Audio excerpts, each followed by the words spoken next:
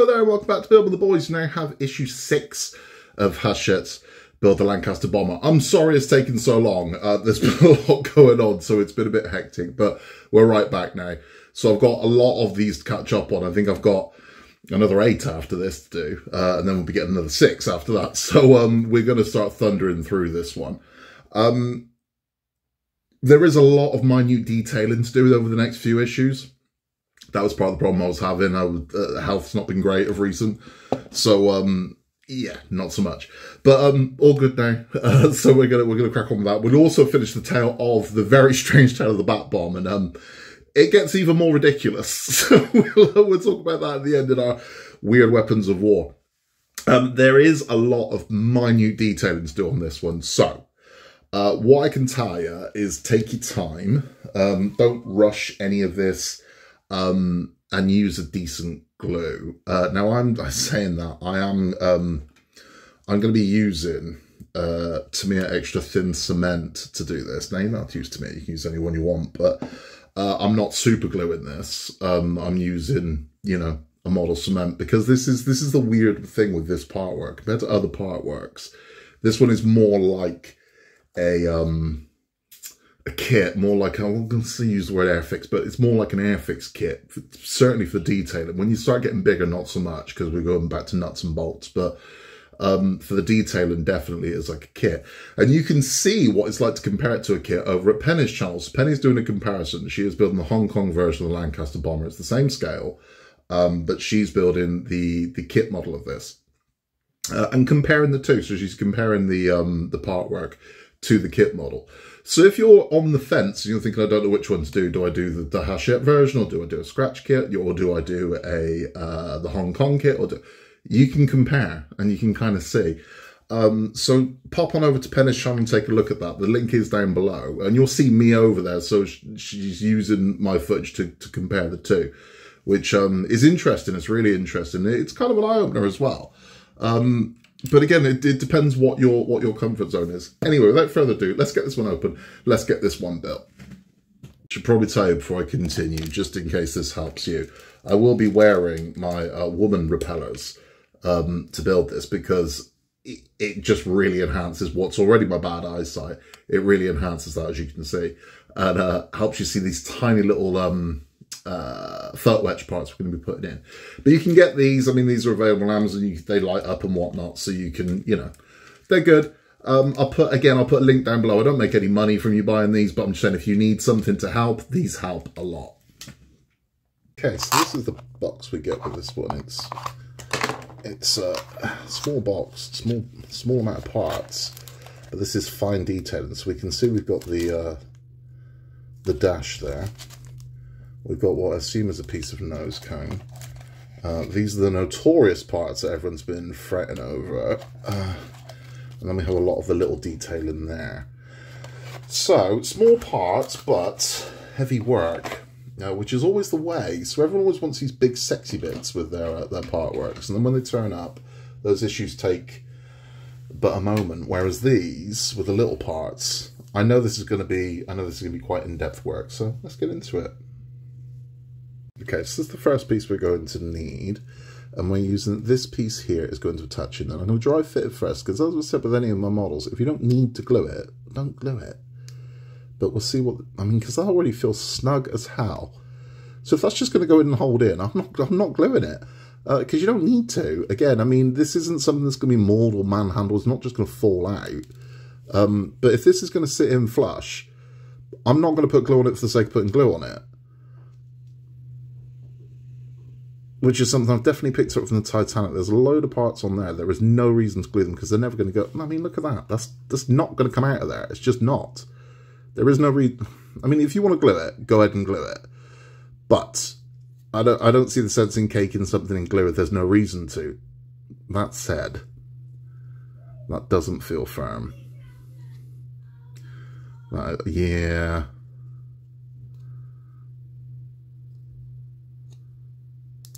No, that is going to be a glue job.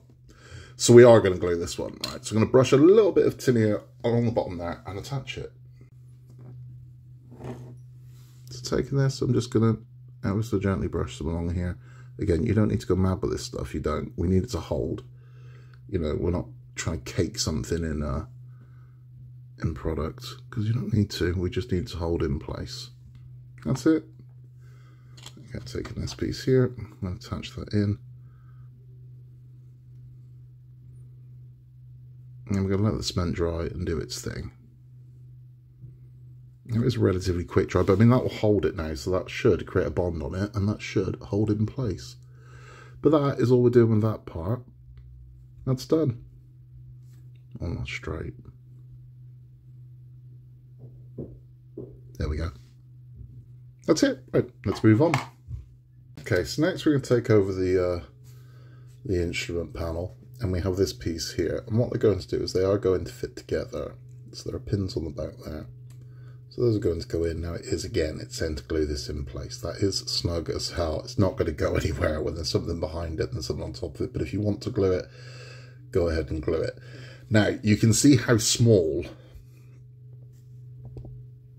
that this silver section is. This is where our little lever is going to go. That's what's been causing people all the problems. I'm sure it's going to cause me the same problems. But we'll take a look at it. Okay, so now that one's in, we're going to apply the compass. Now, there is a lug at the end on this one. It's a D shape, so you can see that. So it's only going to go in one way. And it's going to dry fit. We're going to go in there. Now, again, that is quite snug, but I will glue it. I will glue it because it's small. I don't want to lose it, but that's how that's going to look. So I'm going to put a little touch of the glue on the end of this one, and we're going to glue it straight in. So we get that done. Then after that is we're doing the notorious photo etch parts. Now, everyone has said these are a pain in the proverbial, so I'm not expecting my experience to be any different. But we'll see. I think it's just going to be, I think it's just going to be fiddly work. I don't think it's going to be hard work. I just think it's going to be a bit of a bloody nuisance. But it is what it is. So we'll see, won't we? Well, let's get this compass in properly.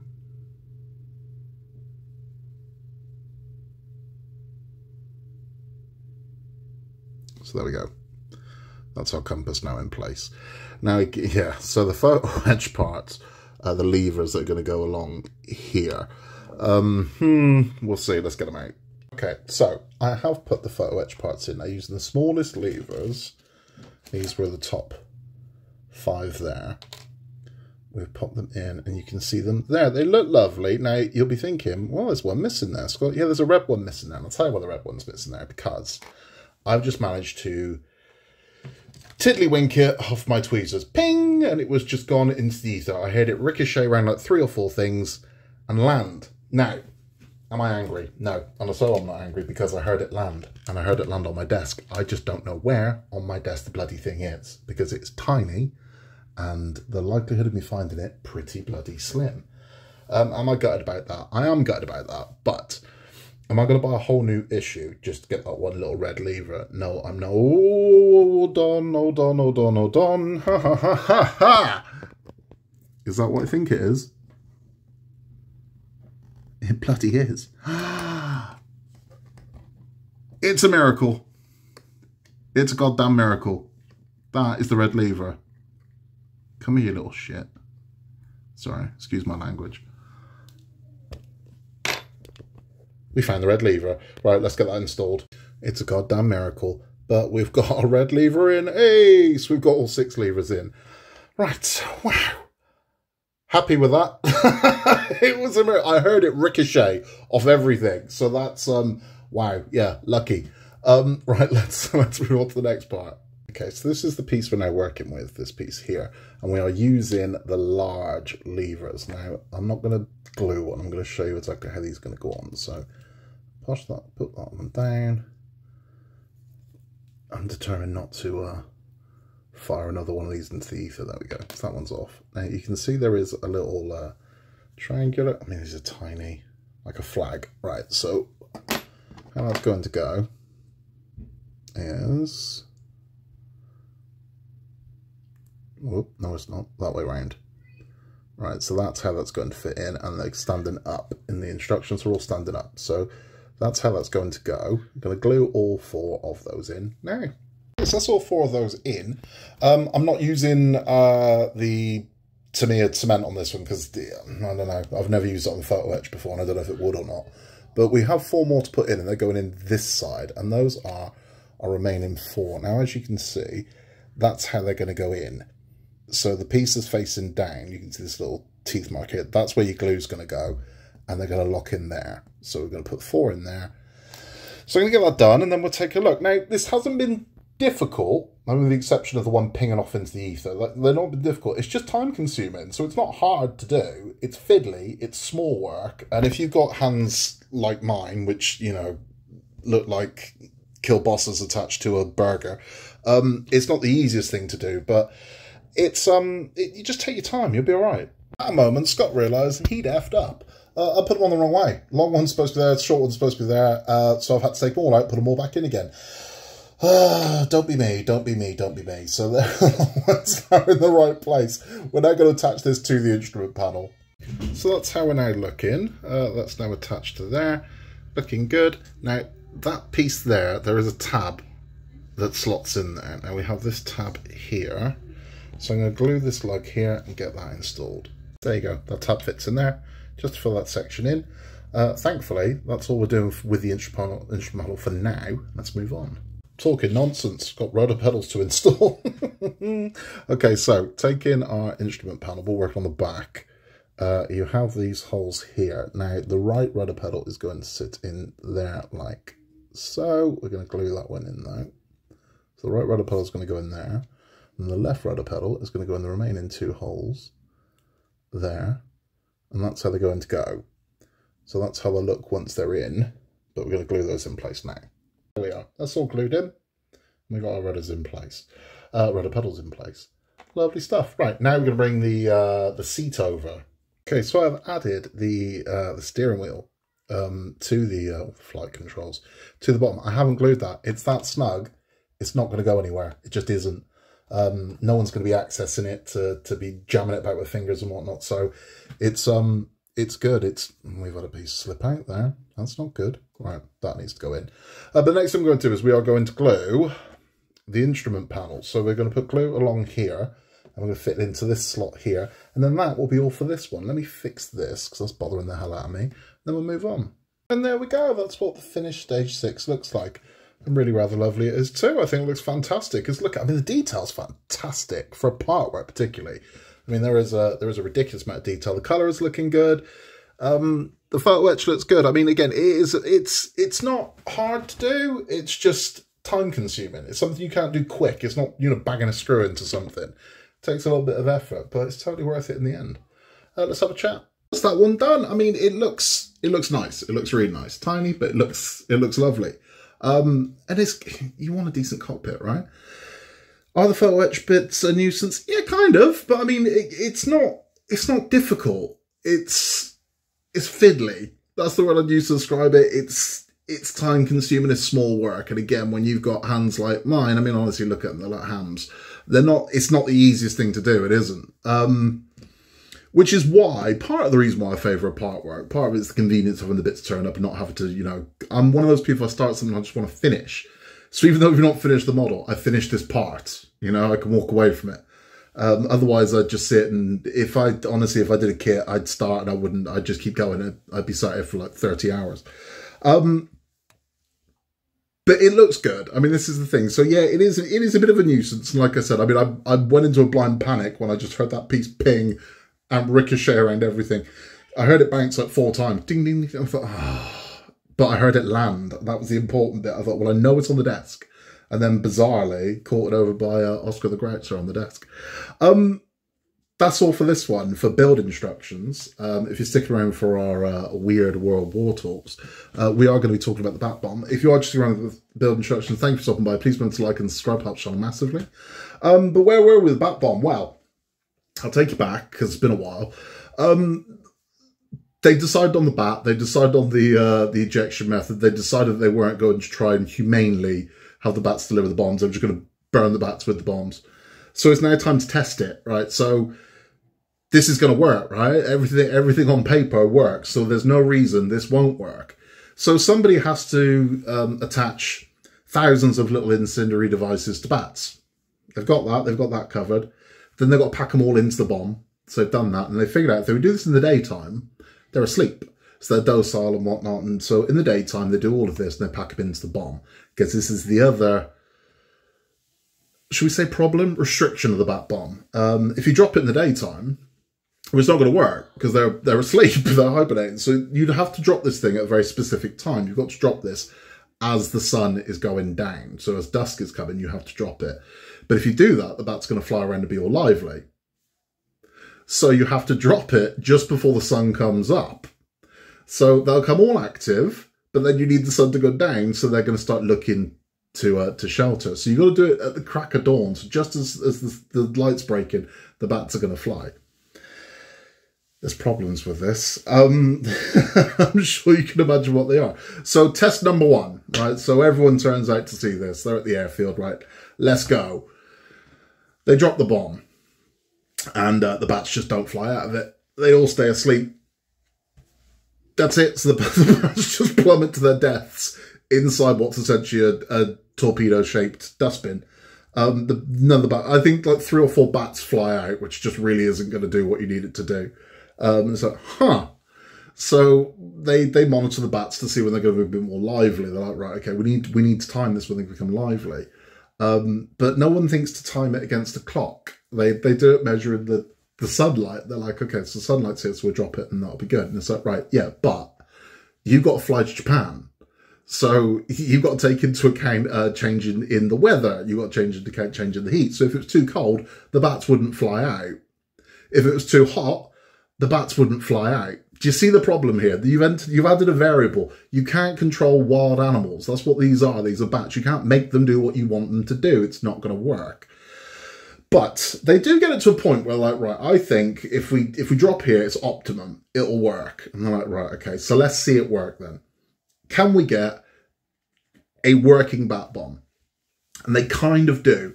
They drop a bat bomb, and about 50% of the bats, which is a lot of bats, fly out. Like see now Batman, they're all just gone. And they immediately look for shelter. And the only place for miles around that's shelter, you couldn't make this up, is the aircraft hangar they've all been working in for the past year on this. So all the bats fly straight to the aircraft hangar they've just come from and just nestle in it. All their devices trigger and it burns the aircraft hangar to the ground. It's like, there's an irony here. Now, as funny as it is, these things have turned back on them and burnt their offices to the ground. It does mean it works. So it's like, right, okay, so it did work. The bats flew and it worked. So there is hope. And even there's an explanation to do. It's like, how have you just burnt down the hangar you were working in? It's like, well, the bat bomb was a little bit too effective. It means it works. So there's some rejoicing at this point. And they're like, you know what? This is going to work. This is going to be the most devastating bomb drop Japan have ever seen. Oppenheimer heard this and went, hold my beer. So we know what was going on with Oppenheimer at the time. So they're like, what are you going to do? So we're going to drop bats with little charges on them. And they're like, oh yeah. And it's like, yeah, what are you going to do? I'm going to create atomic weaponry. So the bomb was pointless at this point. I mean, it would be futile. It would be, what's the point? It's the equivalent of somebody punching someone full blast in the face and then you flicking their foot when they went down. There's no point to it. So that was the end of Project Bat Bomb.